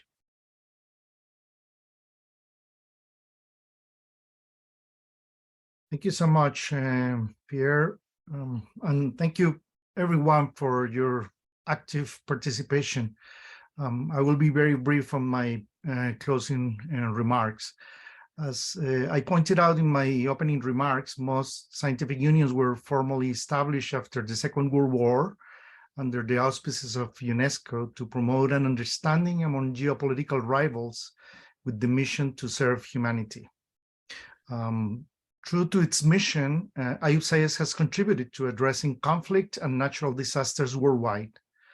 As a good colleague with a good knowledge of the history of psychological leadership told me recently, many of those stories characteristic of diplomacy quietly rest in the memory of the contributors because it is often a requirement for success in that area. We acknowledge and thank many generations of leaders at the Union who have previously addressed similar demands to the ones we are facing today. The immediacy of communications today pose further burdens, an extreme sense of urgency, and an extended group of participants that sometimes create confusion about representation, legitimacy, capacity, and even the goals of organizational action. Our current purpose is to make a systematic effort to develop a policy and a strategy based on the conceptual framework of scientific diplomacy that will help the Union respond to current and future demands and hopefully serve as a benchmark for action by our members. I am very happy with our membership response. We must move forward based on the written contributions, their analysis, and today's statements. We will establish a task force with multiple stakeholders to work on a policy and a strategy for action in crisis management. We must identify levels of action from local to global, types of responses, the timing of those responses, cooperation opportunities, and contextually and culturally humble interventions. We will offer further participation opportunities and seek concrete and manageable results. In addition to those results, however, I expect that we will develop a strategy to consult with our membership on other critical areas in a way that we improve the dynamics of our union and our capacity to contribute to the goals of sustainable development shared by other scientific organizations and societies worldwide. Psychology has accumulated a large body of knowledge on risk perception, trauma, emotion, cognition, learning, social behavior, responses to isolation, life-threatening situations, and many other domains. They provide information on how humans face sudden environmental changes and behave under conditions promoted by preventive measures during natural and human-made crises.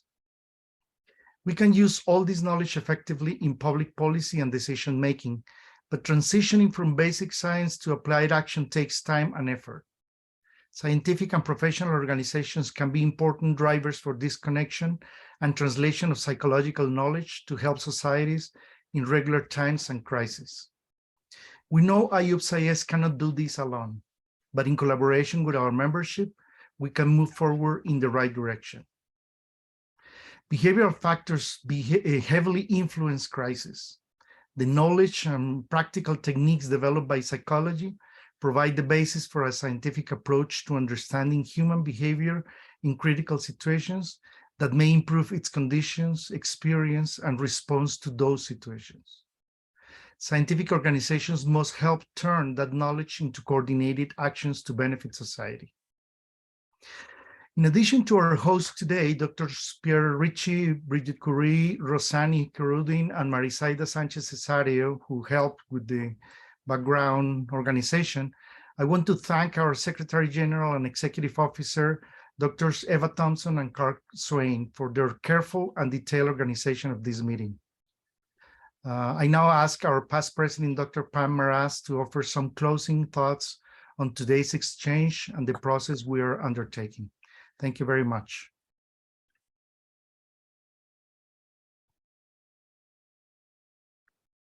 Professor Maras, over to you.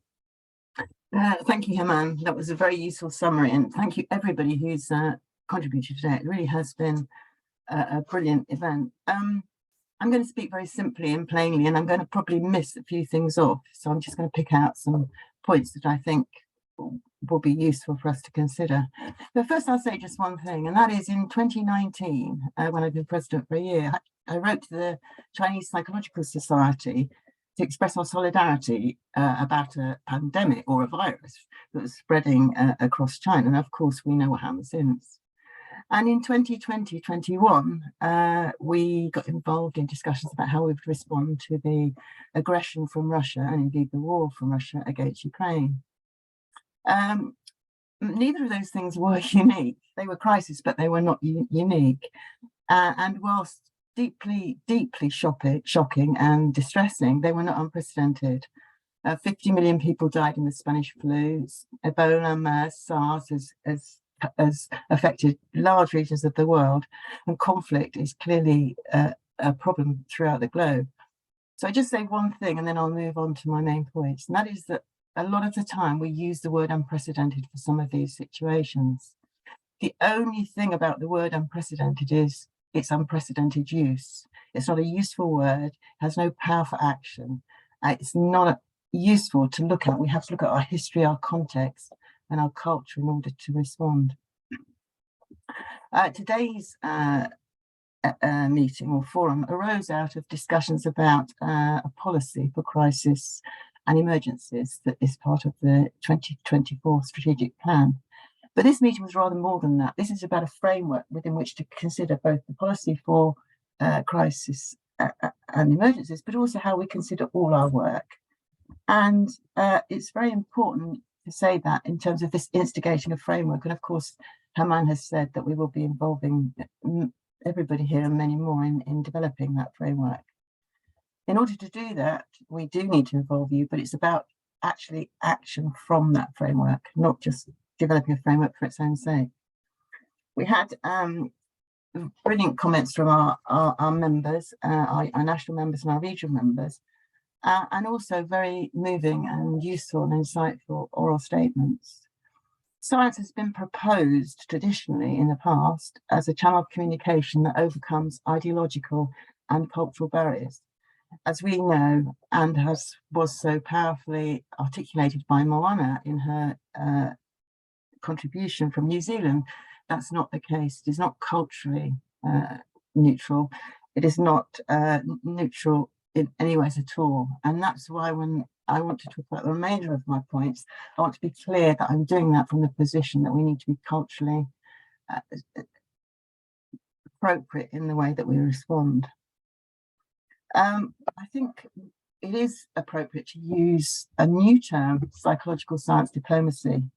So psychological science diplomacy is not the psychology of diplomacy. So when I was discussing this with someone, I said, oh, we want to talk about things to do with negotiation. It's not that. It's a model that will allow us to act in partnership for the current and future public good. And it will allow us to devise our interventions, our actions, in order to address those. So it's a framework.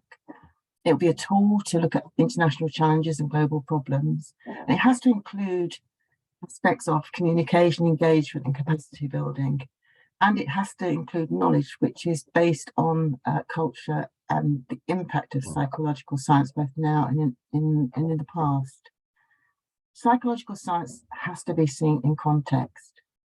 So what I think we're looking at now is a framework which is about general principles, but don't constrain specific actions. Those actions have to come from the places where crises occur. And as many people have said, we're not that clear what defines a crisis, what doesn't define a crisis. A lot of this is about capacity and resources. And I'll just say finally a couple of things, that we are going to have to capitalize much more than we already do really well, as we do with the World Health Organization and other organizations, certainly the International Science Council, on our international links. And we have to really think about those, including with the UN and its parts. We need to look at our organizational structure and ensure that it's representative. It's not just representative of the people here or the past or the future, but it's representative of the psychologies and the situations that occur throughout the world. That's likely to include action and activity that's linked to local, regional, interregional, and global levels. This may mean, and I think it will from the sorts of things that we've heard today, having different leaders of different actions in order to develop distinct policies and action.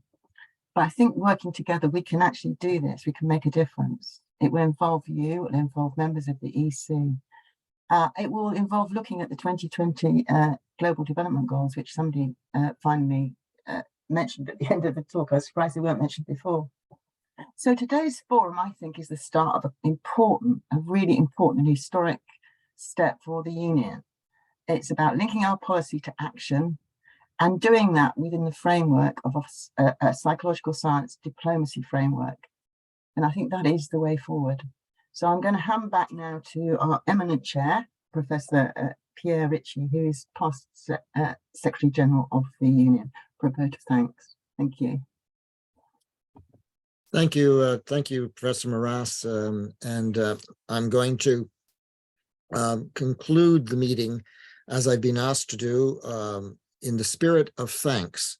And I'm going to do this personally, and I'm going to do it in the context of today's forum.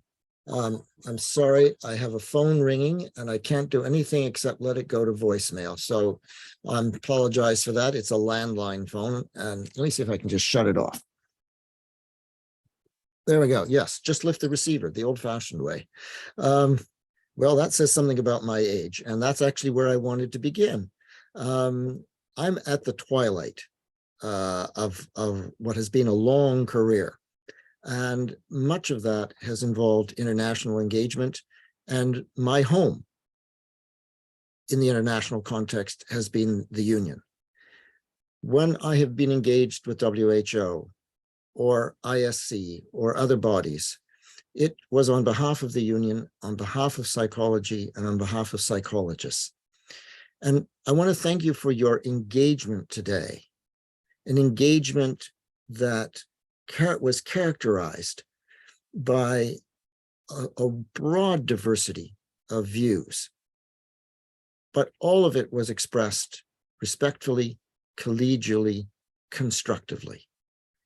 And that speaks in part to the role that we play as psychologists. When we can model that behavior ourselves, it facilitates others expressing themselves that way too. It doesn't always work at every moment in time, but across time, my experience is that it works. And it also speaks then to the importance of us as organizations, but as individuals, to be out there. It has been excellent today that we are speaking with each other. It is an absolutely necessary component.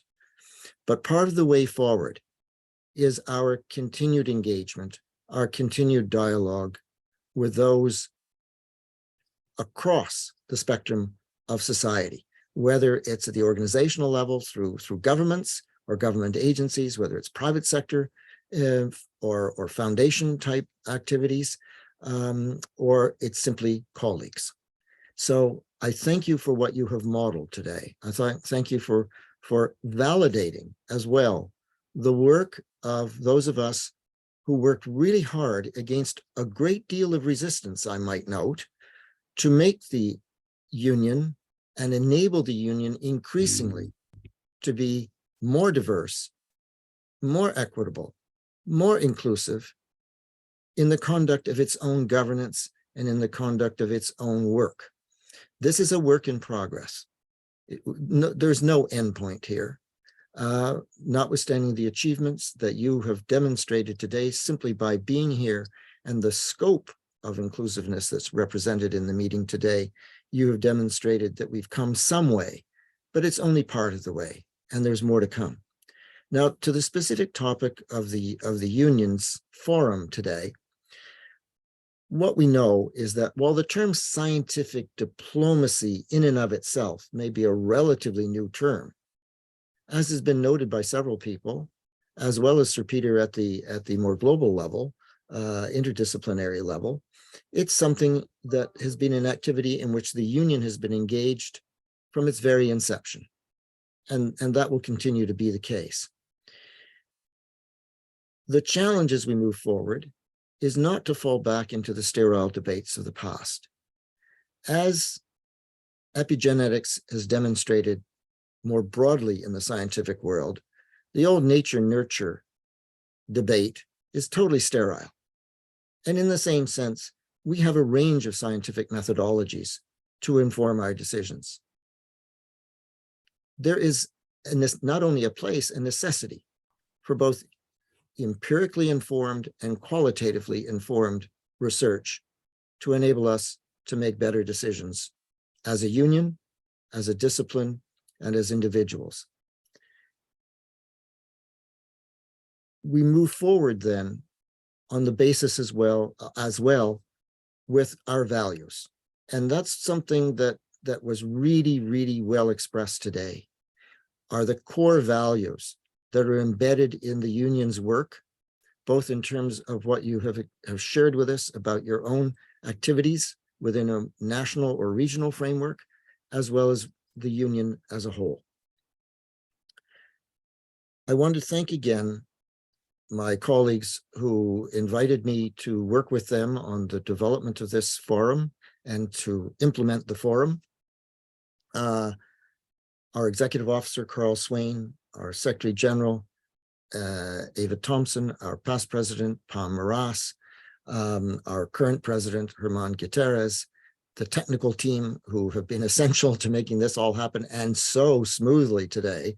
We know we've had some bumpy rides in the past. This one you really pulled off, technical team. Thank you so much for making that. You've made my role as chair so much easier because things work so smoothly at that level. I noted at the beginning that it was a privilege to return to a public presence in the context of the union. I have never stopped being part of the union as an honorary member of the EC through dyadic or collective interactions with members of the EC and the leadership. But it's very important to any organization that there be a healthy turnover. And when I stepped down as Secretary General, it was with the intent of remaining really in the background. And this is the first time in many years that I've had any public role, which I accepted with some trepidation, but was finally convinced it was the right thing to do. I hope that I have served you well. And I thank not only the leadership, but all of you who have participated today for making my job such a satisfying one. I wish you all a good evening, a good night, or a good day, depending on where you're situated at the moment. Thank you very much for your participation today.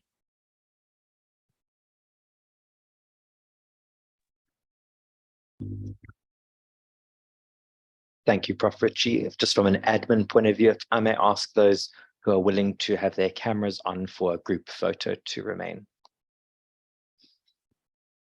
So, all right, there'll be a couple of photos taken just because of the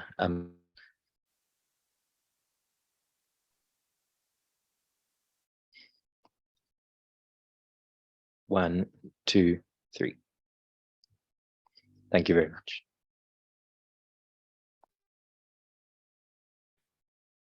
Shall we get the photo? Thank you so It's much, done. everyone, Thank you. for your participation. Bye-bye. Thank you, everyone. Thank you for your leadership, Herman. Thank you. Thank you. Thank you. Have a Thank you. good day. Thank you. Un abrazo. Abrazo.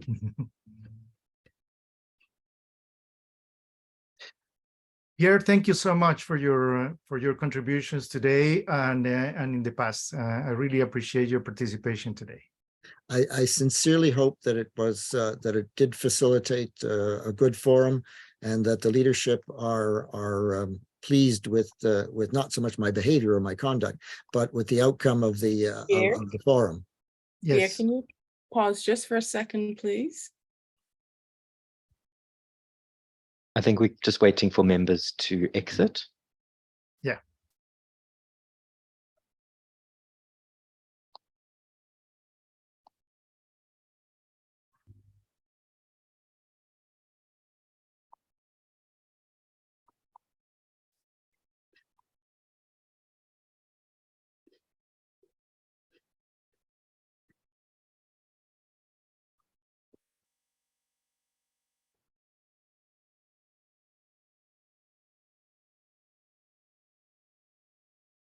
I think there's only us left now. It was amazing, people. Congratulations. Sorry, if I could just ask tech support if they don't mind leaving.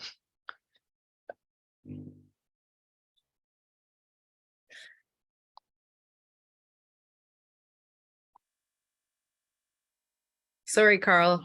No, my it's fine. No. Don't worry. It was awesome. Awesome. It was excellent. I'm impressed. I was a bit skeptical in the beginning, I must say, but I must admit that. And the fact that it was interactive, that we had, the exchange with the members, which I missed during the election, when we had that last meeting. This was really nice. And the mixture both substance and style, I think, deserve the highest points. So thank you all. And the selection of the invitation of the diversity of countries who were able to speak, it was very, very good. Congratulations, guys. I hope that I did something. I hope I didn't overstep my bound, but I started posting the call line and encouraging people to really, I think people are going to get excited, and there's still time, right? So that to really encourage them, if they felt the way we feel as pseudo observers, right? Even though we're within the union, I think we might get more comments because the event was so it was lively. It had substance and it was lively. Yeah, so it was I think great. that made great difference. It was nice. I didn't expect to have the opportunity to monitor the chat as much as I did. And that's because everything went technically so smoothly that during the periods where I wasn't actively moderating, I could actually follow the chat. And it just started off quietly, and then it became like a steamroller. You could feel, you could sense the enthusiasm. Yes. You could sense the positive spirit Carol, may I? in the chats. I'm sorry, Carol, may I perhaps ask you to send us the chat transcript before you log out? Maybe you can just get it, right? I think maybe just on a technical point, Martina, what I'll do is I'll collate everything as we said, and then the officers will go through that, and we will be sharing. And the PowerPoint, can you post the PowerPoint online on our web?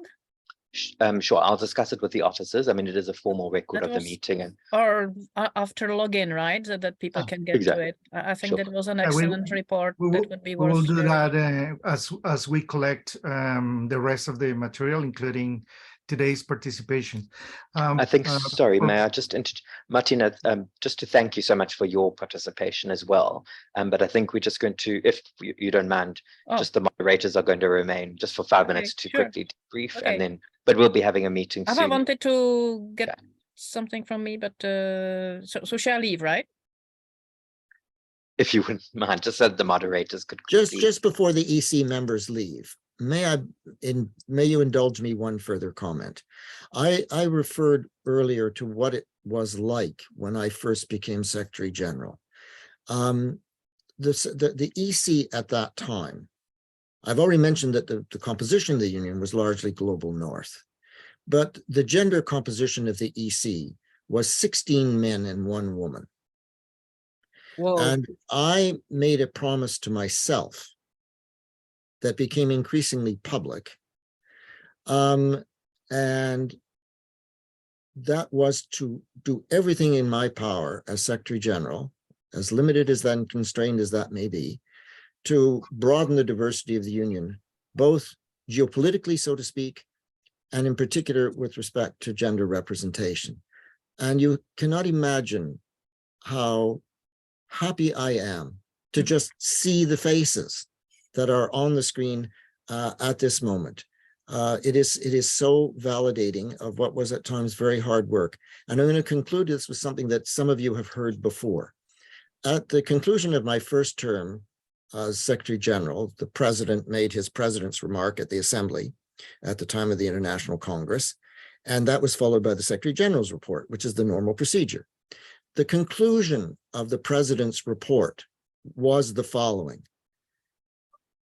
I cannot conclude my remarks as President without saying that I deeply regret the direction in which the Secretary General is taking the Union. Wow. And that was the end of his report.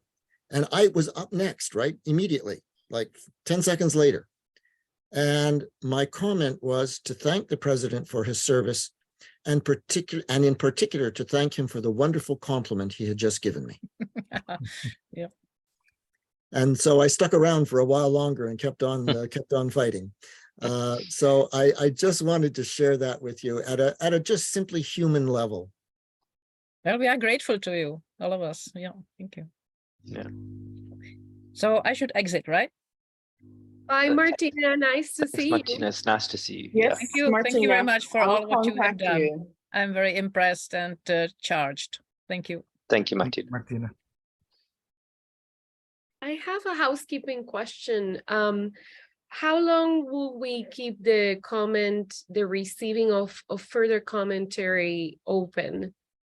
Do we have a deadline for it to gather more official comments? Well, thank you for that, Marizaida. Of course, we want as many comments as possible. We're looking at scheduling a meeting once we've had an opportunity to look at what we have to determine some of the timelines. As you can imagine, there are several factors that we need to consider. So we need to consult and to determine what is appropriate, balancing, maximizing contributions and inclusiveness, but at the same time, ensuring we're able to move or advance the agenda. So we can't answer quite yet, but we'll be able to provide an answer to that soon. Me, while we were having it, I downloaded all the comments to look at the geodiversity. And I think we're in a good path, although there are certain areas of the world, and I wanted to maybe suggest, I can send my suggestion in writing that we do targeted outreach to areas of the world that have not submitted, although I have to say kudos to you. It's very diverse what's already in there. We got a lot of commentary that it's really awesome. I like the idea that, you know, to reach out to more comments. And I guess what we can do later, I'm just thinking out loud here, and what we can do is to put a stop at some point for, you know, for our analysis. But as we read along those new comments, we could introduce really new ideas to our analysis or our decision making later, so we don't interrupt the process, as Eva was saying, but at the same time we reach more legitimacy and more representation and so on. So I really like the idea that we continue asking for more comments, but at some point we'll stop introducing them within the analysis, which has been really nice and so on. Let me just point something else, and this is again just thinking out loud, Pierre and Pam. I think part of what we want with the development of the policy, we will have, of course, a document later on, but I think we have an opportunity, this came from both of your participations today, we have an opportunity to present some of our experiences in the past within the union.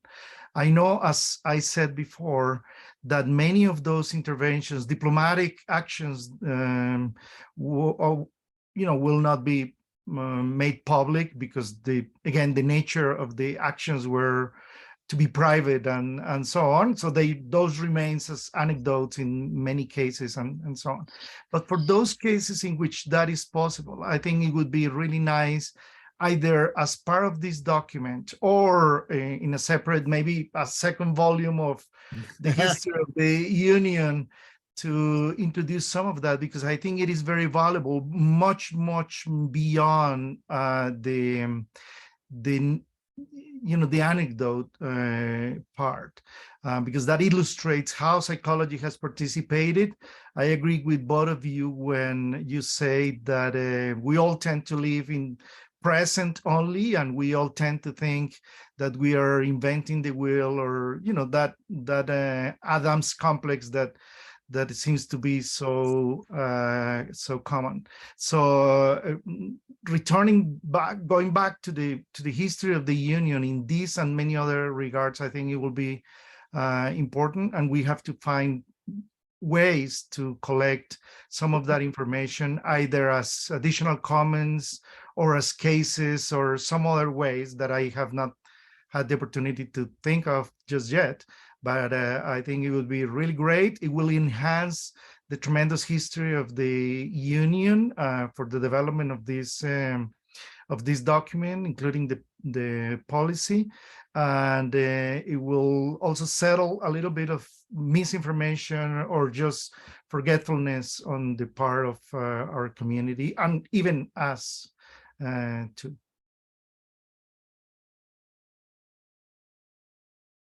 I'm sorry, I have to go because I'm stepping into a place. I'll Can wait for the Brigitte? time to debrief the other meeting, okay? Yes, Brigitte, thank you so very much. Okay. Sure, thank you. I think Bye. that's a wonderful point, Pam. I didn't know if you wanted to respond to that. I'm not. Yeah, I think it's a good idea. I think what we need is soon to have a meeting to reflect on what we've got, and then put it all together and see what we've got. But yeah, I'd be happy to do that. It wouldn't be a problem. I think that I think it's a good idea. Yeah, I think it's a good idea. But how we do it and make what we've got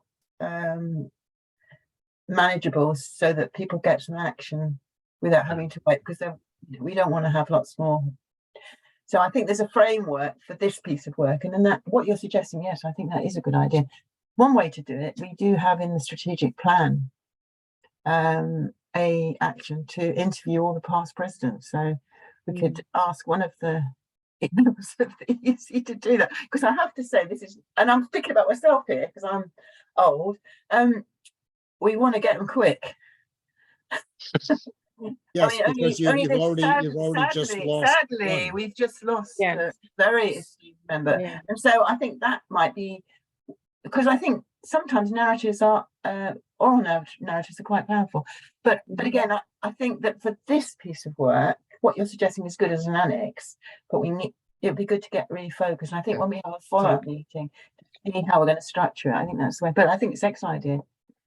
So colleagues, we have just a couple of minutes left, and I want to say thank you on behalf of the Secretariat of the Union for your amazing contributions in making this event successful, at least on our first look.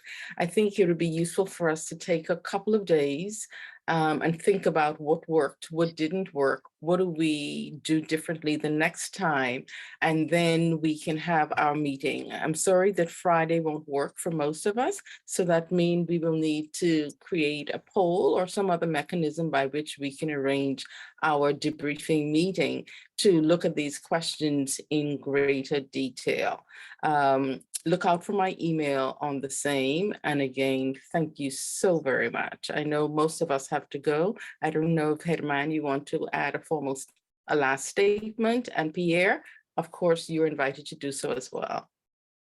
No, like you, I want to thank all of you. I think this is very important for the union, and I think we got a good start. We will continue engaging our executive committee and our membership, not only our national members, but also regional and affiliate members on this. I think they have much to contribute, and I think the energy that we got today probably will really engage them to participate and to collaborate with the union on this and other issues. But on this particular one, I'm very happy with the current result. But as Pam says, we need to push forward. I think Ava and Carl need I know whether you want one or not, a great big glass of red wine, but if you don't want one, a nice Coca-Cola and a big old pat on the back, because it was really efficient. You've got communication problems across the globe there. You had people, you could see that it was a bit flaky. So I think you guys really cracked this. So well done. I just want to thank you all again. Of course, I'll participate in the debriefing meeting whenever it occurs, and I know we'll find a time that works for everybody. I know Ava's committed to that, and I'll be happy to make that as my wrap-up contribution to this process. One little bit, just so I don't forget to do it, I was thinking maybe I'll do it by an email, but I know I've got to run to some other things right away and I might lose it. And this, at risk of appearing to be immodest, but it really is not intended to be self-aggrandizing at all. Up until myself, it had been the common practice, in fact, it was what happened, that presidents were all former secretaries general. I consistently refused to run for president. I thought my skill set was better suited to being secretary general than to being president. But the secretary general comes with a distinct perspective. And we've now had two secretaries general in recent history who have not gone on to be president. I would encourage that they be interviewed too. If the intent is to capture the scope of kind of the inner work, the behind the scenes work, that kind of stuff that is not, that can be done, that can be expressed in the public domain. It's not totally anecdotal, but it's not necessarily recorded anywhere yet. Right. And oral history is a very legitimate part of the historical record. If I may just quickly respond to that, I think we did agree that we're going to include past secretary generals and perhaps honorary EC, like even Michelle Supper and Mary Bullock, for example, as well. Good. I think that's great. All right. Well, thank you, Eva, Carl. Thank you again. Thank you again, everybody. You've made it really a very rewarding task. And thank you, Herman. Thank you. Thank you, Herman. Well done. Thank Well you. done. Bye-bye. Bye, everyone. Thank you. Have a Bye. sunny Good night, evening. good Celebrate morning. to see you all. Bye-bye. Good evening. For the World Cup. Sorry, you guys, if you're Yes. Okay, bye-bye, It's been a everyone. pleasure. Bye-bye. Bye, Thank everyone. you. Thank you so much.